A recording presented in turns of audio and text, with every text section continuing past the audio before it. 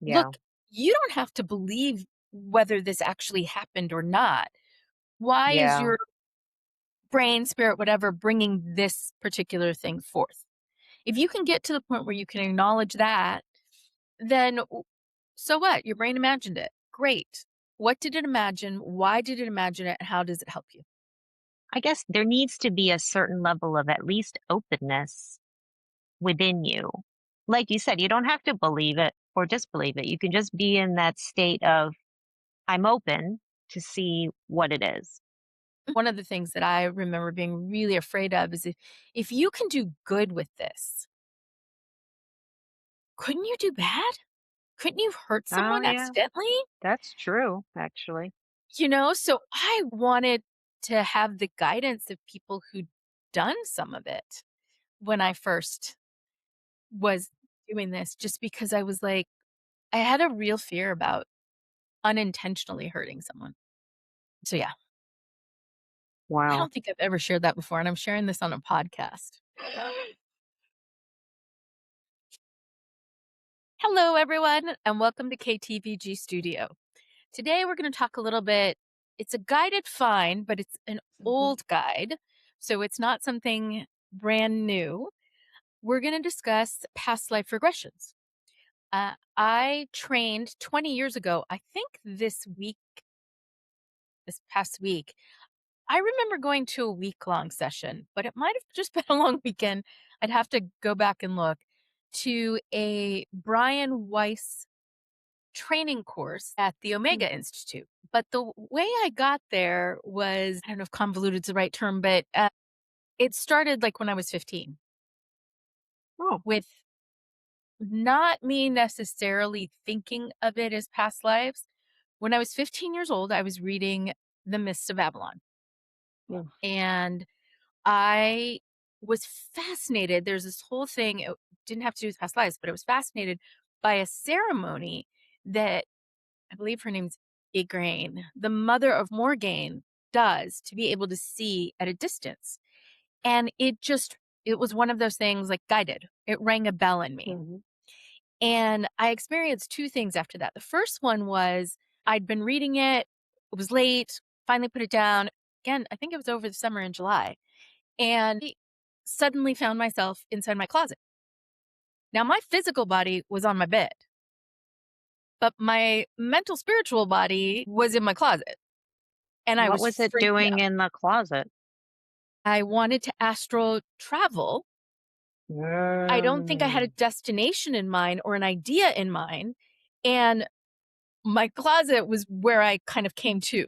Mm. Mhm. And Mhm. I remembered from the reading that it said, if you look back at your body, you Mm. will return to it.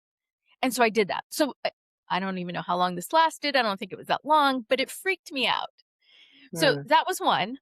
And then sometime later, I had what I would term sort of a waking dream.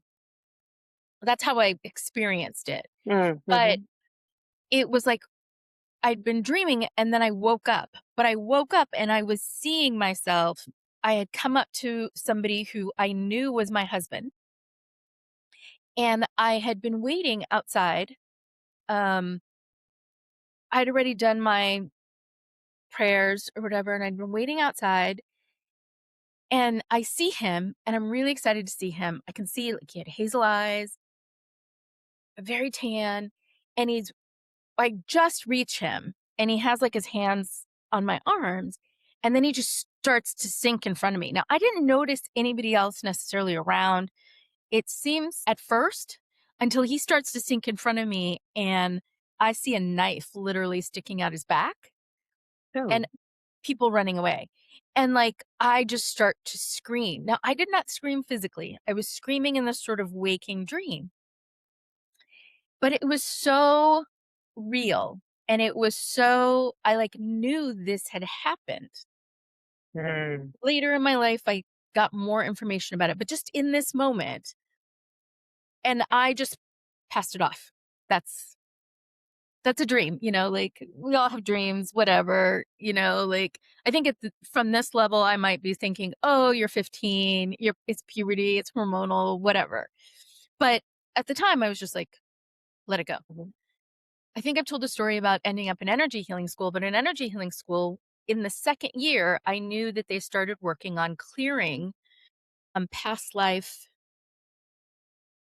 carryover kind of things. Baggage. Baggage is what the thing is that we term it past life because we look at time linearly, Yep. but Yes. Yep. Yep. there's another thing that I love, which was Witchblade. It was a TV show on I think early 2000, like 2000, 2001. It might have been late 90s. I think it was on Fox. Anyways, this woman ends up putting her hand in this gauntlet that they say belonged to Joan of Arc, and she ends up with all these powers. But in that show, what I loved was their explanation of time, which Mm. was we perceive it as linear, but it's actually, you might think of it more like a film reel. So it's all wrapped up and it's all already happening, already happened, or that was I guess, intentional. It's already happened. It is happening at the same time. And like the lives are like one might sit next to another. So you might have greater access to some depending on how the reel is currently wound. That hurts my head. I'm sorry. It actually really helped my head at the time that I Really? like, Oh my gosh, yeah, it's just like, oh my goodness. Okay. Okay. yeah, it really helped me at the time that I saw it. And maybe I'm just not Mm. explaining it that well. I actually think I don't know, I have to see. But I thought I'd bought, like, the Witchblade DVDs at some Oh point wow. just because of that. Because It of was it. not a Yeah. super popular show. I mean, if somebody I don't remembers remember Witchblade, hearing about it. Yeah. it wasn't super popular, but I love that sort of, like, because it was sci-fi-ish in some ways, but it was more fantasy in Mm. others, and I love that amalgamation of I things. don't think it's a weird way to look at time, though, because I think if you talk to physicists, they go into some kind of thing like that, which also hurts my head. And then there's this really cool, interesting Instagram post, this Chinese lady, and she's explaining how different cultures describe time. So, Mhm. like the Chinese look at it more from vertical or vertically. We Western, I think it's more horizontal, but cultures look at time differently. So that makes me think I think there's different ways of looking at time, and then the physicists hurt my head, and then you hurt my head. So I think it's beyond my brain capacity, but I think there's something there. So, I'm just explaining that a little bit because when I started to, like, know that we were gonna be going into that in the next year, was around the time that I started hearing about the Omega Institute. And they have like a some sort of associated outlet in Manhattan, but I looked at the catalog. I saw this thing for Brian Weiss and I was like, I'd been hearing bits and pieces about him. And I think actually around the time that I started energy healing school, I got one of his books. Now, I don't know Mm. if I'm pretty sure it was before I went to his training. I'm like 99% sure it was before I went to his training. And it was called Mini Lives, Mini Masters. And Dr. Weiss is a psychiatrist, Mm. Western medicine trained. At the time that he describes in this book, he had no real belief system because there are societies like when you read like the Ayurvedas and stuff, they talk about multiple lives. You know, Mm. like there are Mhm. definite societies that this is Mhm. a part of their culture, a part of their spirituality. He did not come from that background. Mm. So he was looking at treating people with phobias. So, like intense fears. Uh, He's a yes. psychiatrist. He's Yes. treating people with phobias. Mhm. He was hypnotherapy trained. And Mm. so he had a client. He's like, let's try this and see if we can get to the root of Mhm. what is causing your fear. Where does it come from? And he does the hypnosis, and the woman he's doing it on goes into can only be termed a past life because it is not her current life. Mm. And he's mind boggled. In this process, he starts learning, like he's being guided through helping her to develop using hypnosis to help people clear things that are impacting them in this life, but that come from or are connected to previous lives. Now, Mhm. something that I think about a lot is, and I don't know that it's accurate or true, but we're finding things epigenetically Mhm. where things are stored in our DNA. Mhm. And we each get bits and pieces. Like our parents' DNA is sort of shook up and like fed out to Mhm. us. So there may be pieces that have never activated in them that activate in us Mhm. that could come from way back.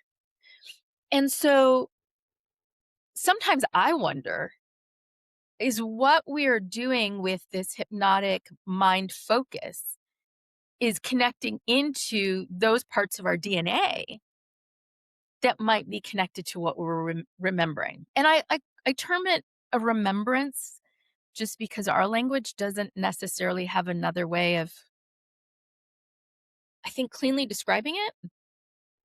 So I've been doing them for 20 years. I don't do them every day or even multiples in a year. I think the last one I did was over like a year and a half ago. So this Mhm. isn't, when I say 20 years, it's not like 20 years of daily. But there was a while there that it was pretty regular. And the most the feedback from people was very profound.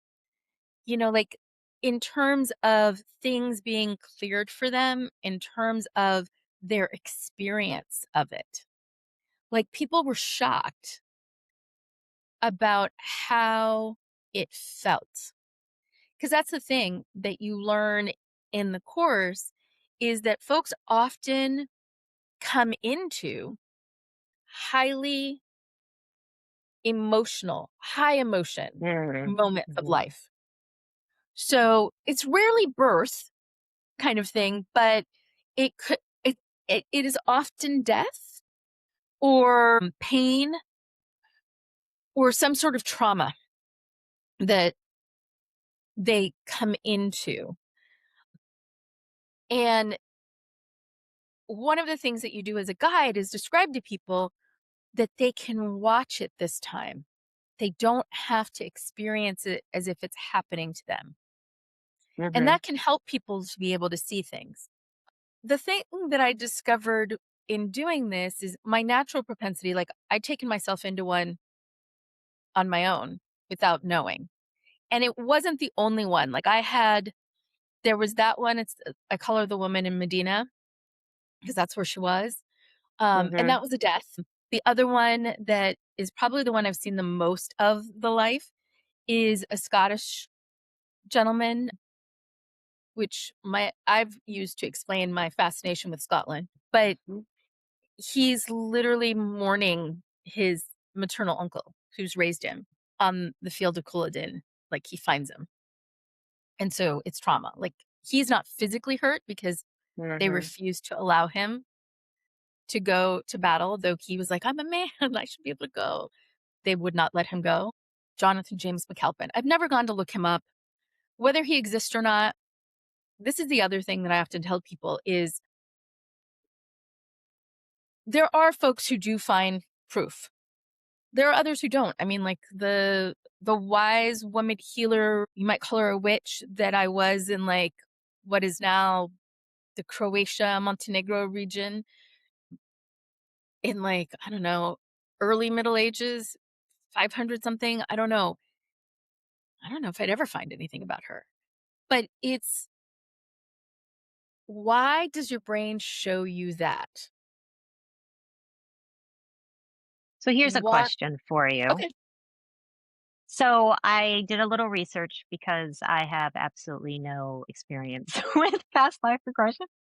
Um, and there was a widely cited paper in 1991 by Spanos et al., and it did experiments on past life regression hypnosis. And they found, I mean, this is 91, and I looked for more recent ones, but I couldn't find it. But basically, the conclusion was that these stories, past life Mhm. stories, Yeah. that emerged from hypnosis were products of the hypnotist's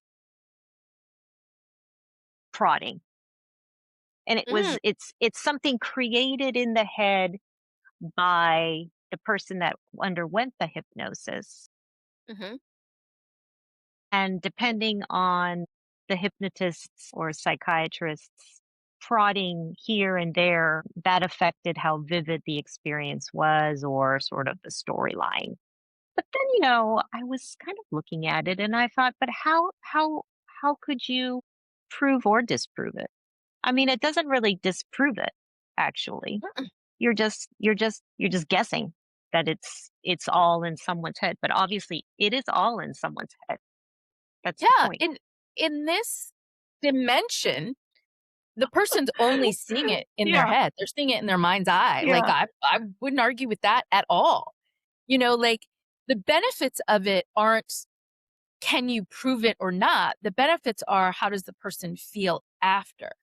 And it's interesting that they talk about how the hypnotist guides, because Mm, at least in my training, it was very much about asking questions mhm. that got the person to describe what they were seeing and feeling. Like, Yeah. it was not, in fact, there was a lot of stuff about very carefully not imposing an image, or other than the images that you might be guided to initially, to like going Mhm. down a set of stairs, seeing a hallway with doors, being at a beach, and the waves coming in and out, and like other Mhm. than those types of imagery. Yeah. Or one of my favorite ones is actually, you go into a fog. Okay, now you're out of it. What do you see? Kind of thing. But Mm. really careful about not implanting an image or an idea Yeah. in Yeah. their Yeah. heads. And Yeah. like, really, one of the first questions is, look down at your feet, or commands or whatever, is look down at your Mm. feet. What do you see? And like, I loved one guy who Hmm. was like, I can't see anything. I just see a blanket. I just see a blanket. And through additional questioning, we realized that he was a baby. His feet were wrapped in a Um, blanket. Like, yeah. um, he'd just been left at a church, Mm. and he was wrapped in a blanket. Well, like, so, but that's why, I mean, there are other ones. I did not, full disclosure, guys, I did not look up studies this time. I'm very much coming from like, here's what I've experienced, here's what Yeah. I've done, here's what I've learned kind of place.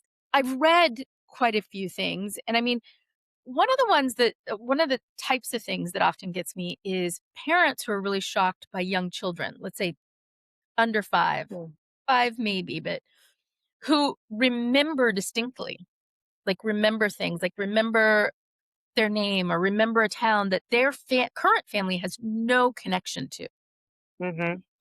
and is it possible they were coached? Sure. But I don't know that there are that many 3, 4 year olds who are out there claiming to have gone down in a ball of fire. Like, Mhm.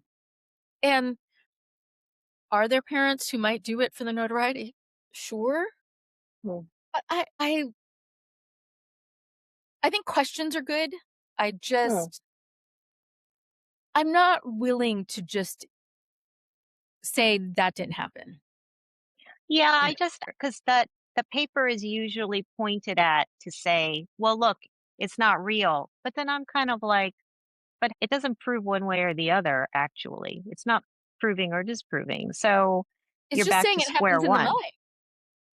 Yeah, which I think we all know that to be Yeah. true. But I think it would be interesting to talk about how, if someone was watching and they were kind of interested to start exploring a past life regression, how you would walk them through it. Like what happens? Like they'll make an appointment with you. Is it usually therapeutic? Do they come with an issue or is it just I'm curious? Some people are curious. I mean, like, Mm, when I had to do my practice sessions, because you're encouraged to do a certain number of practice sessions and stuff, when I was doing those, the people were just people I knew. And there were some fascinating results from that too. But mm, most of them weren't, I mean, I was their friend. So they weren't coming to me with a therapeutic issue. mhm, They were like, yeah, Vijay, you can go ahead and practice on me. Let's see what happens. Kind of like fun, la di da. It was almost like a party trick for them. And yet their reactions afterwards were not, mm. but their coming into it was not therapeutic. Have you Um, had people that actually came because they wanted to use it to yes. help uncover something? I don't know about uncover something, but normally it's like something that they can feel a heaviness around, or they can feel it doesn't feel Mm, quite right for them. mhm. It is rare I've had anybody come requesting something in particular from it. Okay, alright. Uh, No, I that's interesting. normally help them set the intention that the life or lives, because sometimes it's Mm, more than one depending on how deep the person's able to go or how much they're able to leave the moment of entry, mhm. that whatever they are seeing helps to serve them in their current life. So Okay. that's an intention I normally set with them. Of course, everything is per them. Like if they don't Mm, want it to have an impact, they can say, "No, I don't want to have anything to do with this life." It's like, mhm, okay, then it won't. But again, I haven't had anybody say that to me. mhm. It is. I do consider them a form of healing, and it's their healing. So Yeah. what they want is what we do. I guess you're letting them guide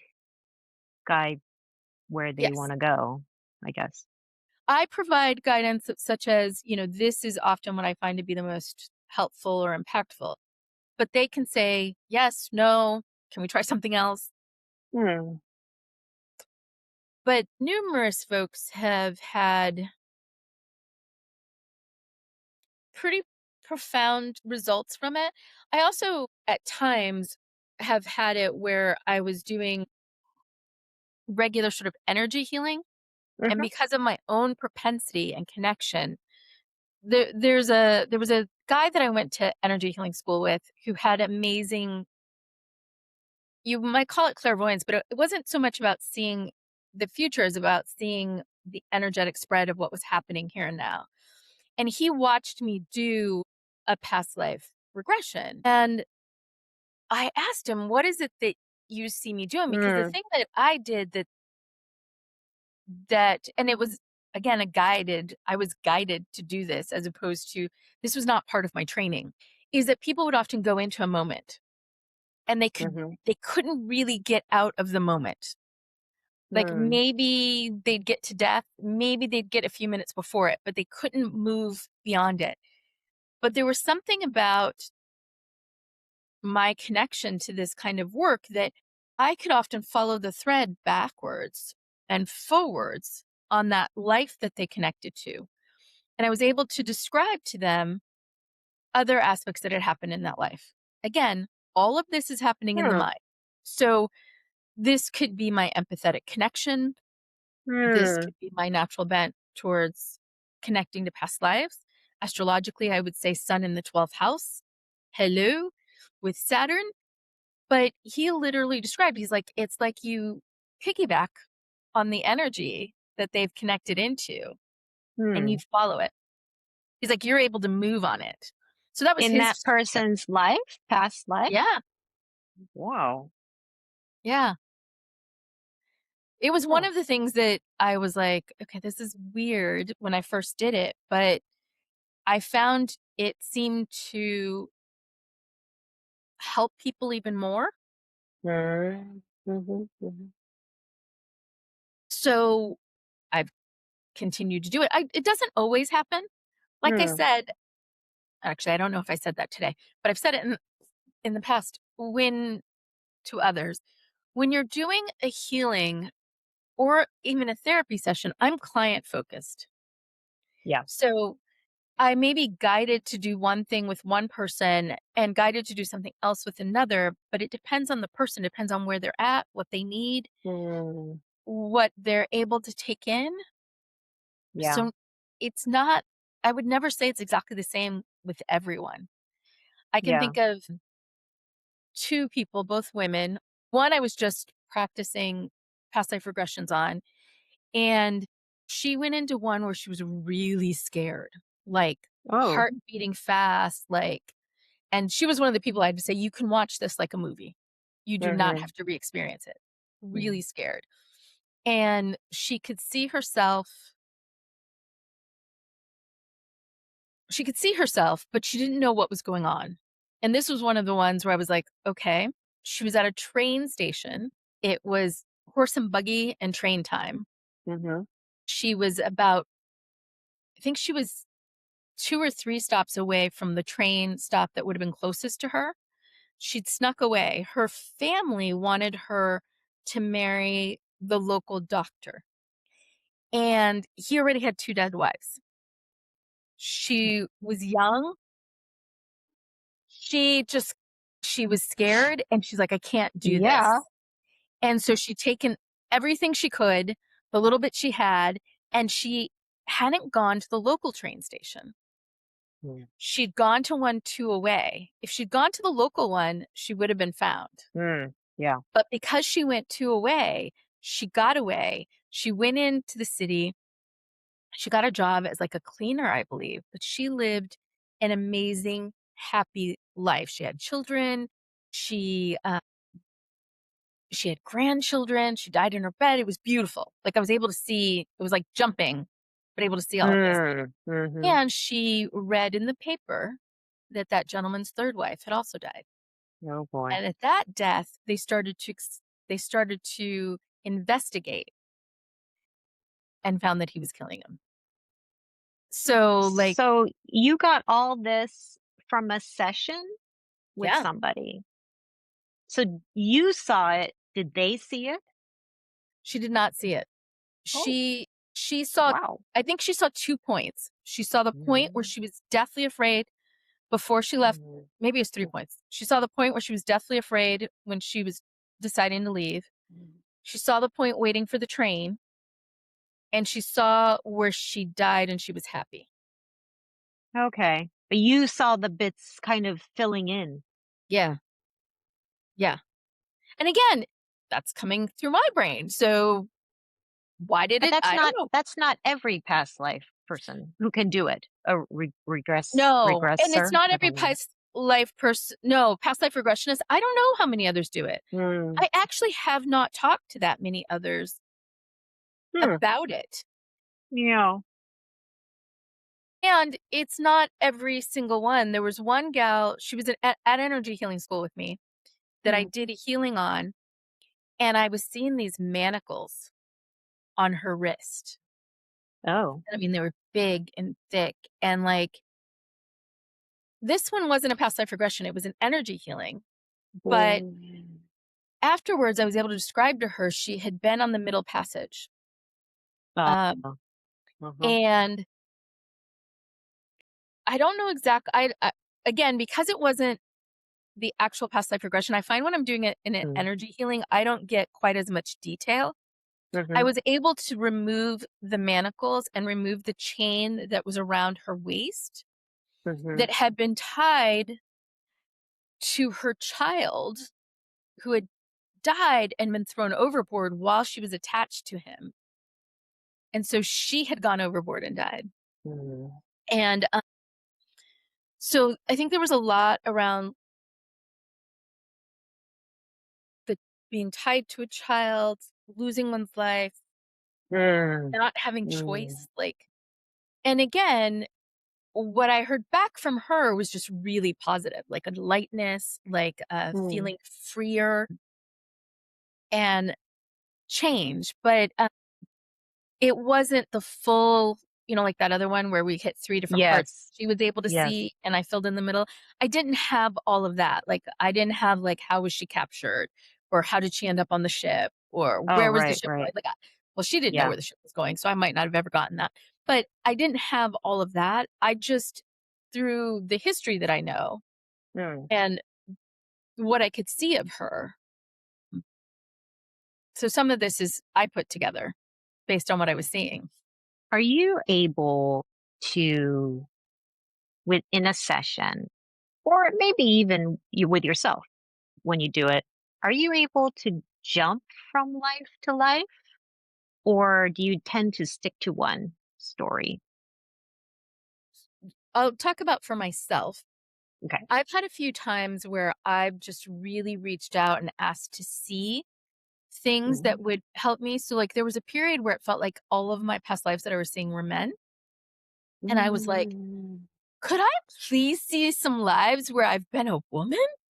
And that's where the creation witch turned up. That's where been a witch a number of times. Mm. That's where this witch, I think more Bulgaria-ish, maybe. Mhm. Again, they didn't have these names at the times that I was seeing this, but another time. Um, and I don't know if she came in at this time or she'd been present before. When I was at the training, one of the lives Mhm. that I popped into was Atlantis. And it was towards the end of Atlantis, but I was a teacher and like a professor, like Mhm. amphitheater of students.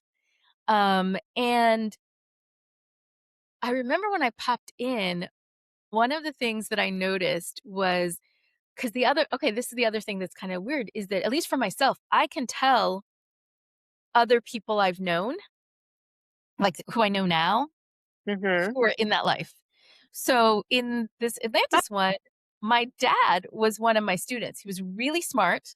He was a smart aleck, and he thought he had gotten me and I got him back or something. I don't even know what was said. So sorry. I would love to write these up, but I don't have the like witty repartee of what we discussed. I just have the feeling of what had Mhm. happened. Mhm. And it's like, you got me, professor, kind of thing. So, and what was fascinating about that particular life is that when I went back for my second year of energy healing school, there were 6 of us who ended up doing this like week. We would go 5 weeks of a year. So we had 5 weeks of that second year, and we got together Mhm. each of those weeks. And I found that a lot of the people I was currently at energy healing school with, I could trace to that particular life, like who they Oh, were, how I knew them. so you were connected before in the Yeah, past. a Yeah. number of them was Mhm. connected before. The Mhm. other one is on my trip, I would took a trip to Scotland Mm. with 3 girlfriends. And that life, I remember JJ very distinctly. I always think that on the film reel, he and I are like sitting Mm. one on top of the other, kind of thing. And all 3 of those girlfriends had been guy friends of JJ's. And I Okay. remember just regaling them with like stories about them. Yeah. One of Hmm. them was somebody who in this life has very much been, if I find someone and I fall in love, then great, but otherwise no. But in that life was probably, I don't know why we have to say man whore, but anyways, was the biggest whore that you'd ever seen. Like male, female, didn't matter. If it had a pulse, he would find something good in it. So, Promiscuous. yes, Mhm. happily so. Like, Yeah. I think there's folks who are promiscuous who maybe are searching for something. And I don't know his name. I can see him, but I know his name in this He's life, but I he's don't know his just name in that life. spreading the love. He's spreading the Yes, love. it was for joy. It was for spreading the love. It was for experiencing life. It's cool. Yeah. Have you ever had someone that wanted to experience a past life regression and they just couldn't Yes. see anything? Okay. Person was a Capricorn. Oh, oh, that I, explains a lot. I've had other Capricorns. In fact, the woman with the shackles was a Capricorn, but it was a male Oh, Capricorn okay. who I knew from school and who came from a culture that believed in past lives. Oh. And at least with me, it did not work. I don't know if it might have Mm, worked with another hypnotist. mm, I switched to doing an energy healing for him just mhm, because you you can't make it happen, like and they do teach you at the course ways to see whether somebody is susceptible to hypnosis. I don't always do mhm. that, which I'm trying to think if I had checked that with him. Um, but he was not able to. He could not access it. Do you think Like, there's a reason for that or not? It could be anything. I think there could be a lot of reasons for it. Mm, Mm, I think the biggest one is there has to be a certain amount of being able to suspend disbelief.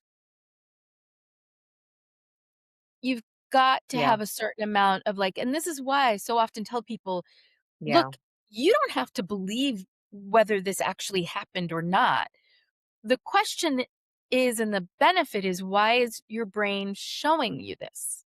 Mhm, Why? And beyond showing you, because that's the biggest, I think, element of it is mhm. that oftentimes some people aren't seeing, they're feeling, so it's not, it's like, but why is Yeah, your brain, spirit, whatever, bringing this particular thing forth? If you can get to the point where you can acknowledge that, then so what? Your brain imagined it. Great. What did it imagine? Why did it imagine it? And how does it help you? I guess you have I don't like to say you have to, but there needs to be a certain level of at least openness within you. Like you said, you don't have to believe it or disbelieve it. You can just be in that state of, I'm open to see what it is. Mhm. Because if you don't even have that, then it's sort of pointless. And I've only had one person, and he was somebody who really wanted it. Like, so I don't Mm. think he was somebody who was consciously trying not I wonder to. why he couldn't tap into it. Must be some reason for that. Because if he wanted it, you would think he'd be extra Yeah, I open, mean, maybe this blocked was in New somehow. York City, in Manhattan. He was a coworker who was a friend. Mm. There could be levels of trust. There could be not Mm, being in his home country. I don't know, there could be the time of the year or the year that it was happening. I don't know why. yeah. And it's something that I realize that I sometimes need to get better about, which is asking questions. Because I've so often, um, and with energy healing, I do this a lot, which is I let people bring to me what it is they're comfortable bringing. Mhm.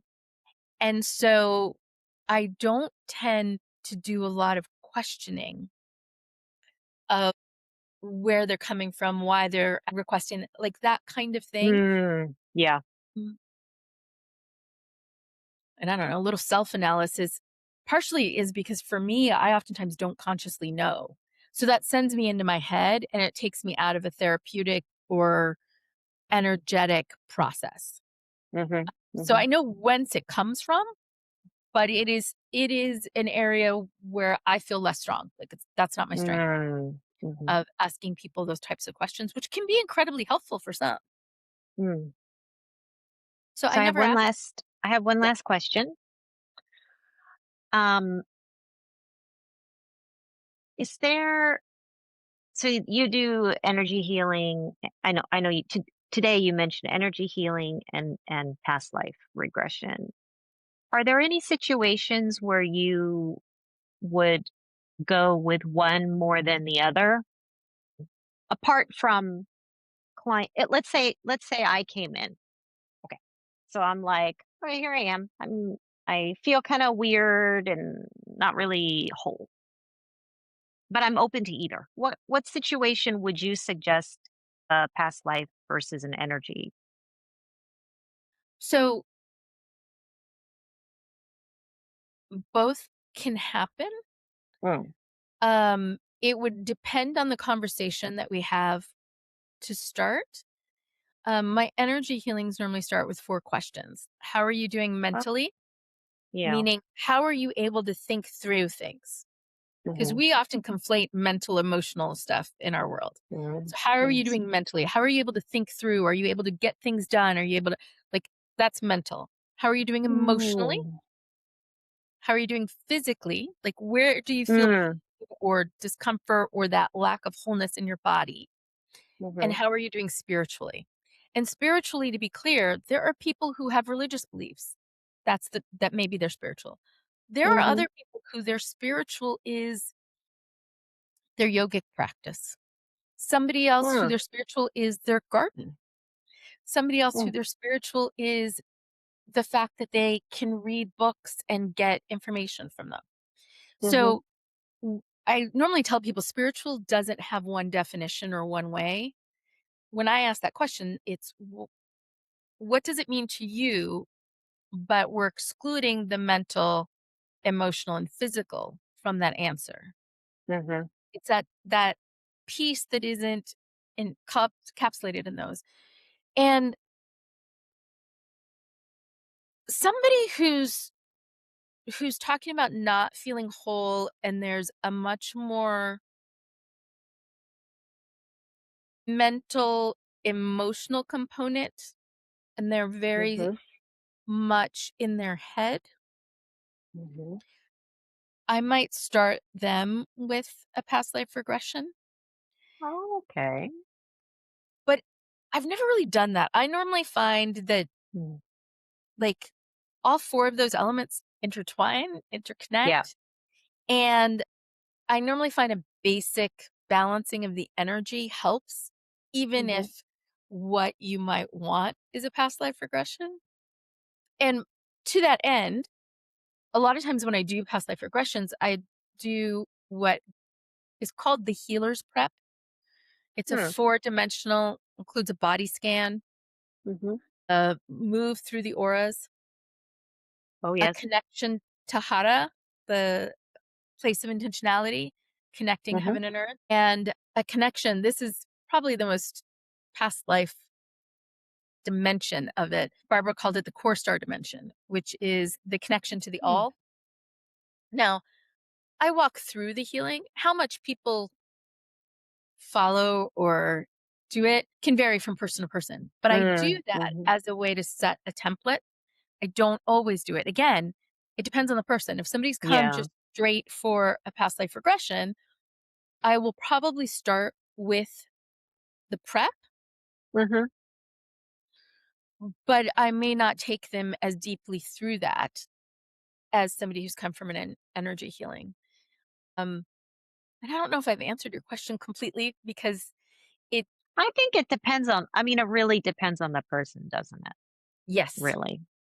I mean, yes, it's not like you're a doctor and you're prescribing a here's an Advil versus a Tylenol. it doesn't. And the other thing I find is that even when I do energy healings, a lot of times past life stuff will come through. Again, it doesn't always, but a lot of Yeah. times it Yeah. does. And I pass those along as like messages, the same way I might pass messages from their ancestors along or their guides. Mm. Mm. Like, here's what I saw, like if it and I tell people if it resonates with you, take it. If it doesn't, you're not required to like hold on to anything. So I was just the reason I asked the question was I was just curious if one had a sort of, I guess, a different therapeutic effect or had a different impact or than the other. But I guess it's kind of they're also enmeshed a little bit. And so it's hard to it's really by person an issue, maybe. By person, by issue, by what their comfort levels are. Mm. Because a healer can only go as far as the client is ready. Yeah, that's true. Yes. Yep.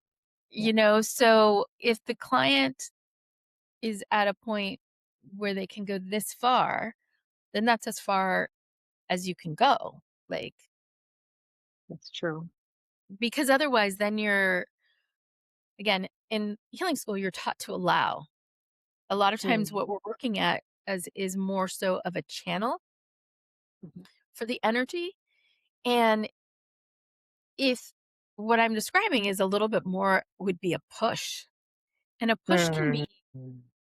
experienced really painfully for someone. And one of the main reasons that I ended up, not main reasons, but one of the things that I remember being really afraid of is if you can do good with this, couldn't you do bad? Couldn't you hurt Oh, someone yeah. accidentally? That's true, actually. So I wanted to have the guidance of people who'd done some of it when I first was Yeah. doing this, just because I was like, I had a real fear about unintentionally hurting someone. Yeah. Yeah. Yeah. I mean, that's a really good point because, I mean, all medicine is a toxin and a poison at a certain dosage. Yeah. So, And yeah. I don't know. I think Barbara was quoting someone else. I don't know who she was quoting, but I remember her saying it. And this is Barbara Brennan at the energy Mhm. healing school that I went Mm. to, which was the right poison in the right amount at the right time for the right person can be Mm. a cure. Yeah, exactly. But if it's the wrong amount, the wrong person, the wrong time, the wrong thing, you can kill them. Exactly. Yeah. Before we close, you did mention very briefly guides, and I think that would be an interesting other episode, short one, kind of like this, because we've been hanging out sometimes, and then you'll say, "There's a guide behind your guide's behind your shoulder," and I'm like, "Huh?" And then you'll kind of describe. I think it was supposed to be it was a male at that time, like a grandfather, previous past Mhm. grandfather, I think Japanese side. But I think that's a fascinating topic. So Guides, that's all actually forms. an Yeah. ancestor coming through. But yeah, the ancestors can very much be guides. I don't want to.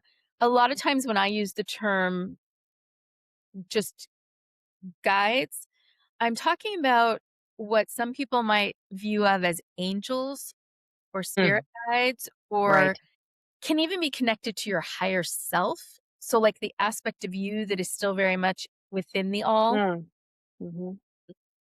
But our ancestors very much come through as Mm, guides. It's like one of the things that we do. And this is one of the other things that really pinpoints for me how things are happening at the same time, because also we can be guides to our other lives. And I say this because JJ hmm. ended up in his life going to India and ended up being in an The ashram, Scot? the Scot. He was a mercenary in fighting on the continent, and Huh? then he wanted to get out of that. He studied as a doctor in Scotland. Um, and Oh. he but you made more money as a mercenary. So he and his buds were mercenaries for a period of time. And then he was done with that. I mean, the blood, the guts, they actually did something that I think we would term like another hypnotic thing where they go into what other people describe as that berserker kind of Oh, thing. yes, yes. That's a Viking thing. Well, Oh, I guess so, it yeah. exists in they're called Okay. actually berserkers. Yes. So I think he only did that for less Mm, than 5 years. I don't know how long. But then he ended up being a ship's doctor on a mm, Portuguese vessel that mm, went around the Cape Horn, went to Goa, actually. I don't mhm, think the mhm, ashram was in Goa, but he ended up in an ashram and he was praying to, I don't know exactly what his puja was, but I literally felt drawn in. And I was like, okay, JJ, like, what is going on? And it was a very strange thing where he was my guide and I was his guide.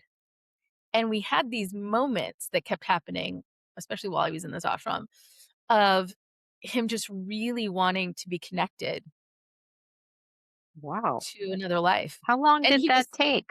Was this all in one sitting? Or what was this? Or is this a culmination of various it was very oh, you mean me remembering all events? this stuff about JJ? Yeah. Oh, no, Yeah. this is multiples. This is Oh my multiples. Like, gosh. this It's so and it's not detailed. it's actually my very first so when you're at past life regression training, they break you up, you have to work with somebody that you don't know. The first Mm. person I worked with, he was there with his wife. They were from the South, I think North Carolina, could have been South Carolina, I don't know. I never really connected with them afterwards. But when he did mine, I very easily slipped into JJ. But Mm. when I did it, I had only known JJ, like, Culloden, this trauma, his dad had died when he was young, like, all this other stuff. He'd been raised by his maternal uncle died on the field, like, the trauma from that.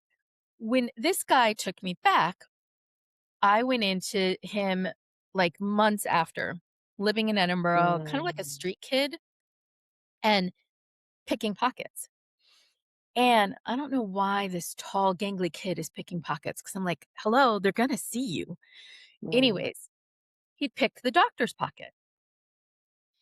And the doctor said, just for that, you're going to have to come and I'm not going to turn you in, but you're going to have to come clean my surgery. And that's how he ends up becoming a doctor is he's working with the Uh-huh. doctor. Well, the guy keeps out trying to ask me questions. And I'm like really annoyed. I'm like, I'm going to your surgery. He's like, my surgery? Like, so the guy who is taking me back was the doctor in that other life. I see.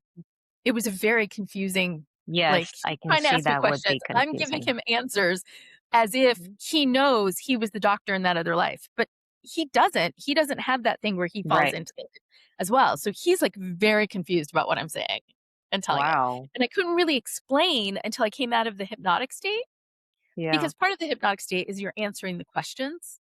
Like, Yeah. they ask you to describe something, they ask you to tell them where you're at, what you're doing, what you look like, things like that. Mhm. And when Mhm. I came out, I was like, "I'm so sorry, but you were Doc." He's like, "I was Doc?" He's like, "Oh god, I so wanna know more," because he Oh, wanted to know more about himself in that life.